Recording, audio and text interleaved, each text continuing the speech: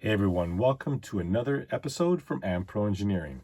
What we are looking at here is the third in the installment of the LDRC Drift series. We have already reviewed the original e417 as well as the revised version, which is pictured here. We reviewed the RX-7, which was just amazing, which leaves us with the NSX. So looking around the box, we can see that this is the premise of this car is to be a drifter. We can see some details on the chassis. There have been a number of upgrades from the original e417 that we reviewed to the other three, and there's a potential that they've been kind of iterating everything on the way. Okay, so we've got I believe the red one. Based on the image of the remote that they're showing, I'm assuming that it's going to have kind of the crummy little LDRC remote, which is kind of ugly and cheap, but it works fine. Again, same kind of crummy little remote. We've got okay, so this is a little foam wheel to go on this foamless wheel, and this little grip here, again, kind of an afterthought, but it does go on this grip and it does make it less bad, we'll say. Some other detail components in here. So we have a little wing at the rear, the wing mounts, a screwdriver. So this is the 1803 NSX.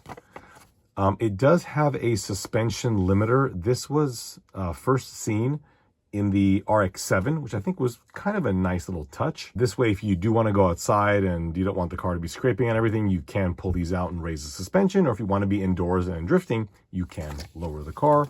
It's an interesting design. It just limits the suspension extension. Basic info here, not all that much. Just to be aware that this is actually a 3-channel remote. You've got your throttle rate, which increases or decreases the maximum throttle. Your gyroscope sensitivity, which goes from 25 to 100%. It seems that there is no 0% on this one. And then lastly, the coolest one, of course, is the flip-up headlights. Also, if you notice down here, throttle, I don't know what size throttle means, but if you, for some reason, accelerate and it goes reverse, that's how you would flip it. And then that beneath it, function B, if you press and hold for 5 seconds, will flip the steering direction. And long press flash hertz, long press turn off. We'll figure out what C does. Oh, okay, cool, look at this. Pressing B and C at the same time will switch it off. Oh, that's cool. So wow. So quite a bit of functionality here. I don't know if you're gonna remember all that, but it is in the manual over here. Okay, now for the star of the show. I am a absolutely huge fan of the original NSX. We have some other little detail goodies over here. Very, very shiny. Is that a giant scratch on the windshield? That's highly unfortunate. It does appear that they have painted the black because, can you see it there?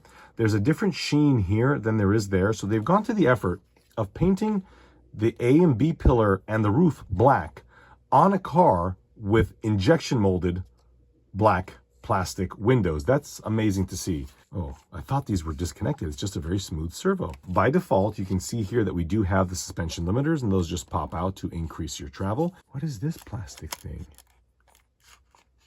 It's got like a dust cover that I've yet to see, and the windows are clear on this one. Or I shouldn't say clear, but they're, oh, that's why they did that. Because these aren't black ABS, these are translucent. So at the rear, we have metal dog bones. These are independent suspension. You see the little dog bones in there? Little adorable dog bones. A lot of the front and rear drive system is mirrored, so it's highly likely that eventually they'll have a 4-wheel drive variant of this vehicle. Very cool. So this does have hard plastic, yeah. These are hard plastic tires. You know, it's a little bit hard for me to get into the drifting, but I'll say that with the RX-7, it was done so well that I really did enjoy it, and I have to go to a drift track at some point. What I haven't seen is the battery, so that's probably inside here. We'll take our screwdriver. Okay, battery is in here. These batteries have a notoriously long runtime. I wish they would not come plugged in. This is not a good way to ship or store your RC cars. I wish they would not have these plugged in. Let's put a battery in the remote. The remote takes 2 AAA batteries. So we use our nickel zinc batteries here. I have thrown this battery on the supplied charger. Power the car on, cool. Radio on. So much steering angle. Relatively, if you can see it here, it's got quite a bit of control. Throttle, nice and smooth. The original version was pretty rough. So that's floored. We'll hit A for more throttle. Oh wait, it went in at full speed. Now it's high speed, low speed. Okay, so for our gyro, it starts off at 25%. Okay, no, it starts off at 100. Now we're at 25. You can see that.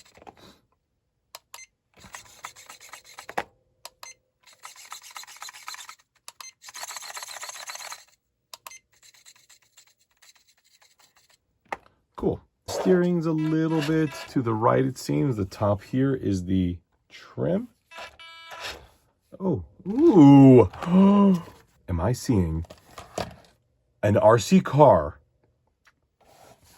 with taillights that are on at rest? Are you kidding me?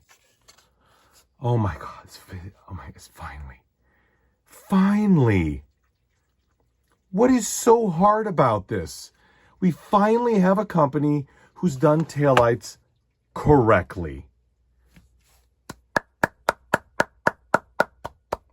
Just well done. Does that mean we have brake lights? Let's see. I feel like I'm gonna fall over. Reverse lights. Oh my God. Seems like we have signals. I'm just blown away. What do we have in the front? We have signals up here? Yeah, the last couple didn't either, which is odd because you can see that it's got holes for fogs and signals. Last, I think we'll try out the headlights because those are cool.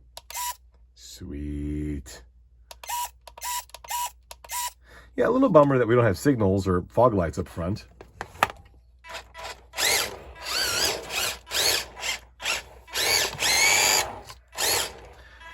I gotta tell you, it's pretty damn good looking. Very, very shiny plastics. But I think in this case here, it's applicable, right? I mean, you kind of want a car shiny. Bummed out about the scratch. I hope that's not a common thing. This is, I believe, is a fairly early production model vehicle here. Let's look at some of the detail parts that this thing came with. In this bag, we have our side view mirrors, which are right there and right there. There's a little mirror. We have little tiny side markers that would go in here. Kind of a strange color. I mean, I guess it's fine because it would usually be orange. Well, I guess it depends. Maybe on these, they aren't orange. Maybe on these, they're clear with a little orange condom on the light, which gives them that kind of milky orange color. I don't know. So this is the Trio currently available through LDRC. Again, this is the original version, which you can still buy. I would only go for this if you want to drive a car and not drift it, because this actually has significantly less steering than these two cars. It's also a lot rougher in terms of its engineering. It's not really the cleanest one, but I do like not drifting this car despite what you're looking at here. These are also Ampro wheels, and I did all the detailing. The second generation of this does come with some basic black paint. Again, this is all done in-house, all the detailing and all that stuff. This is the RX-7 that would complement this car here, and the red version is turning into an Alfa Romeo right now, so we'll see that later. One thing that comes to mind is I'm seeing a bit of a size discrepancy between, the NSX looks pretty small, and I think the reason for that is we're looking at three cars that are all the same wheelbase. So let me do a little bit of calculating and to see what scale they all actually are. So doing some math, we've come up with this. Based on a 2400 millimeter wheelbase, this is 118.3 scale. As for the FC, it's a 2428 millimeter wheelbase, and that comes out to 18.5. So these two are pretty darn close in terms of scale, but the question is, are you too small? Based on a 2530 millimeter wheelbase, we're looking at 19.3 scale. So yeah, it is a bit on the smaller side. which I think doesn't really look all that noticeable parked next to the 8.6. Now, granted, I don't own either of these cars, but for some reason, parked next to the FC, it really looks a lot smaller. Definitely 1/18 scale cars, you're a bit on the small side, but we'll forgive you because you are definitely the reddest of the bunch. Let's take you for a drive.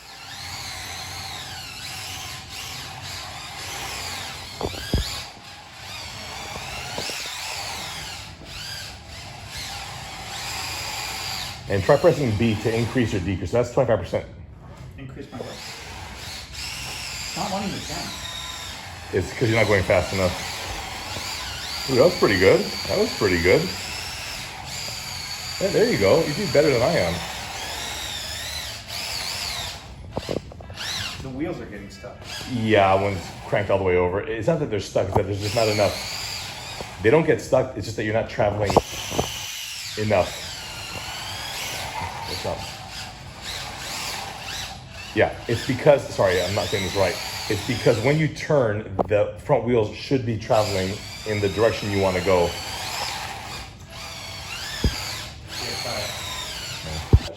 All right, go ahead. What do you want?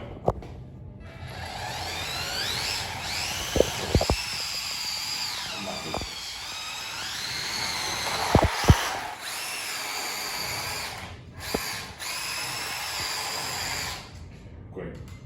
50.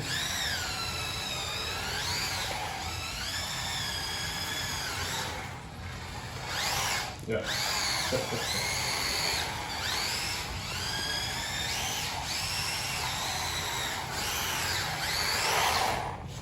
Okay, 75.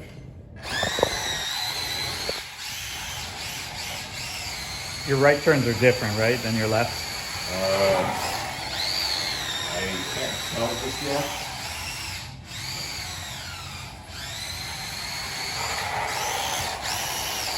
It's definitely my incompetence making this bad. No. It's not wanting to turn one way. Yeah, it doesn't. Either way, it's me that's not kicking it off.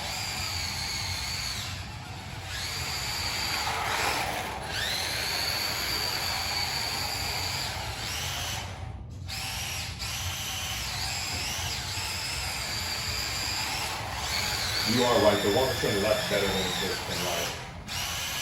What makes it say? Yeah, you're right.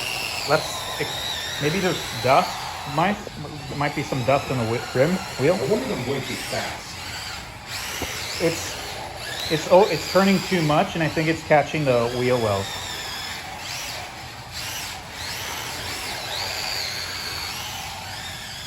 You're right. You left it and you took the ring off.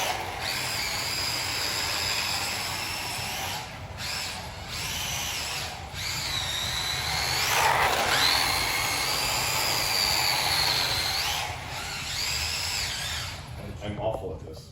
After I noticed the car didn't seem to want to be turning as much in one direction, as much as I wanted to blame my friend, I went ahead and just tried this. So if we turn the wheels to the right, or that's to the left, to the right, okay, this tire spins just fine.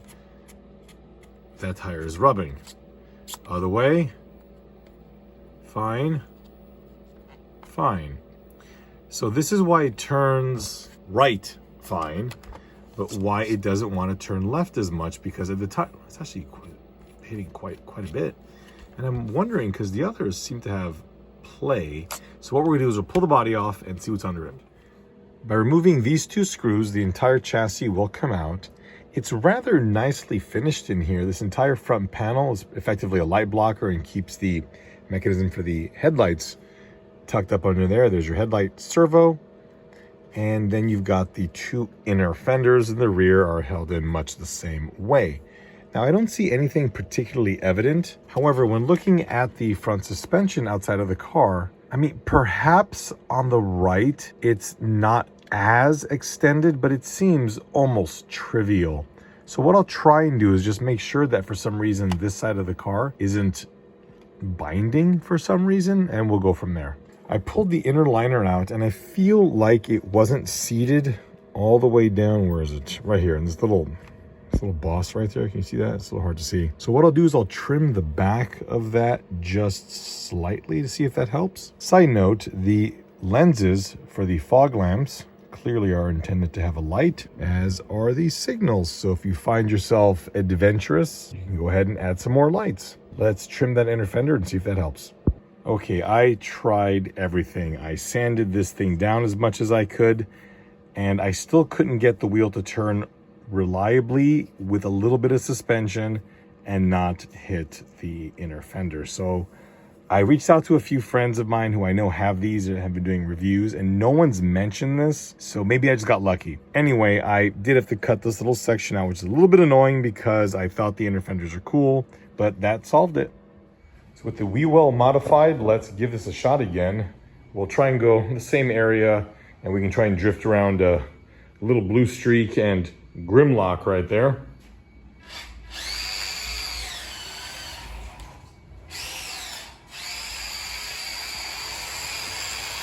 Whoa, is that me doing that? Okay, that's a big change. Yeah, that wheel's been rubbing a while.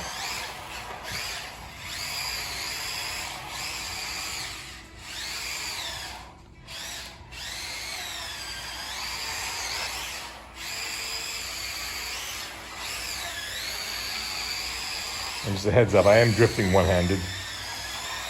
Or, sorry, let me rephrase that. Not drifting one-handed.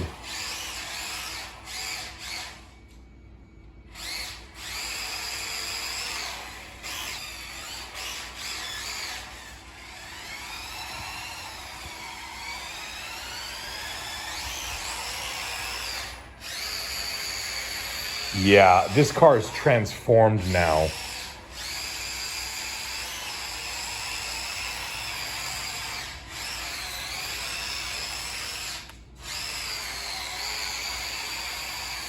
Come on, yeah, oh, I almost did it. This is actually pretty good. Look at that, look at that. Dude, oh, that was cool. Yeah, okay, so it was the wheel. Come on, yeah. Oh my God, look at that. Okay.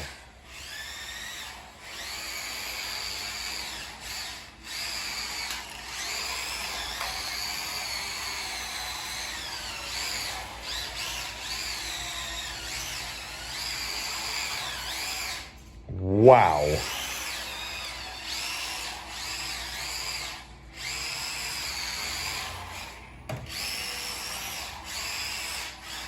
That's with 100%. Let's try and drop it down to 50.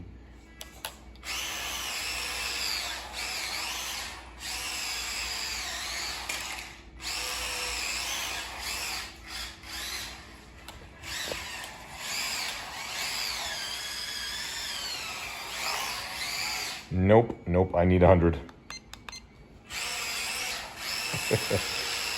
Wow, that is impressive. Again, apologies to everybody out there and LDRC for sucking. Well, if I can do this with one hand, imagine what somebody who's got practice and is good can do.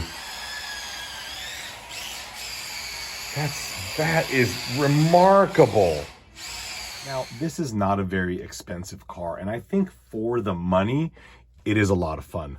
I don't know anything about drifting at all, and yet I still had a great time with it. Now, my only real complaint is that I don't like drifting randomly in the kitchen floor, but I do want to bring these to an actual drift track, which there is one nearby, and I've just never been. And the fact that I have 3 of these is kind of annoying that I've never made it out there. So I'm gonna have to do that at some point relatively soon, because I've got, some cars here that could be a heck of a lot of fun, and I'm not really taking advantage of them. So please keep an eye out for all 3 of these at the drift track. I mean, why not? But the question is, do you want one? Now, a lot of people complain about these cars in messages telling me, oh, they're just cheap. They're not a professional car.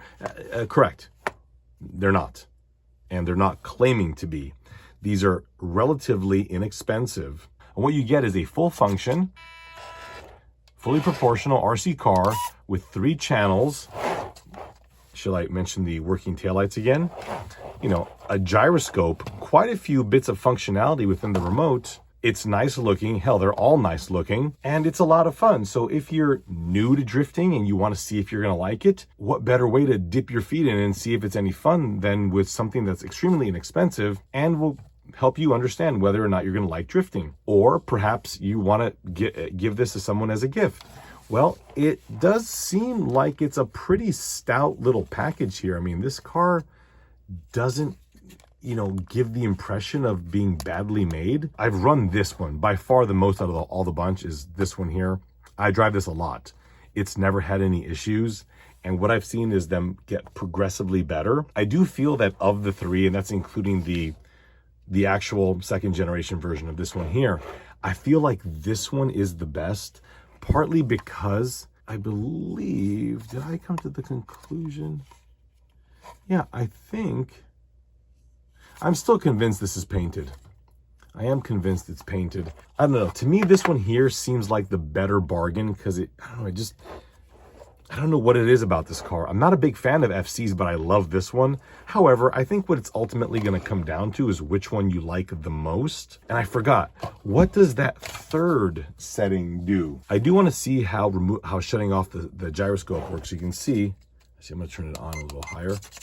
Okay, so we're going to press B and C at the same time. I don't know what happens. Okay, so no more gyroscope. So we turn it back on. I think B and C have to turn it back on. Yeah, okay. So B and C shut that off. Okay, so C again has that flash hertz thing. Let's see. I'm assuming that means the taillights. Let's just press and hold. Oh. What is hazard lights?